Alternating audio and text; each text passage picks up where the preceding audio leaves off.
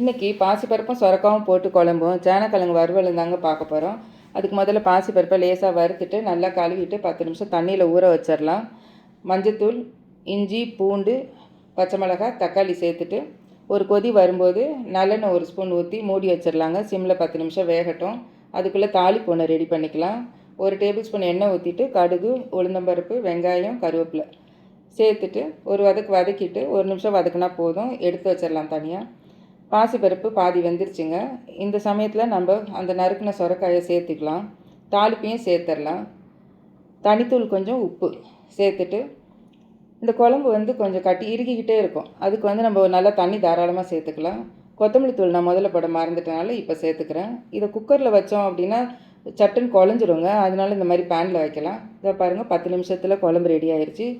பாசிப்பருப்பும் குலையாமல் ஒன்று போல் வந்துருச்சு. சுரக்காயும் வெந்துருச்சு. கொத்தமல்லி செடி போட்டு இறக்கிடலாம். இந்த குழம்பு ரசத்து கூட சேர்த்து ஊற்றி சாப்பிடும்போதும் செம்ம டேஸ்ட்டாக இருக்குங்க. இப்போ கிழங்கு ரெடி பண்ணிக்கலாம். இந்த மாதிரி நறுக்கிட்டு கொஞ்சம் உப்புத்தூள், மஞ்சத்தூள், புளி தண்ணி சேர்த்து ஒரு 5 நிமிஷம் கொதிக்க வச்சு கிழங்கு தனியாக எடுத்துக்கலாங்க. ஒரு மசால் ரெடி பண்ணிக்கலாம். தனித்தூள், கொத்தமல்லி தூள், இஞ்சி பூண்டு பேஸ்ட்டு, உப்பு, கொஞ்சம் எண்ணெய் சேர்த்துட்டு தண்ணி வேணுன்னா நம்ம சேர்த்துக்கலாம்.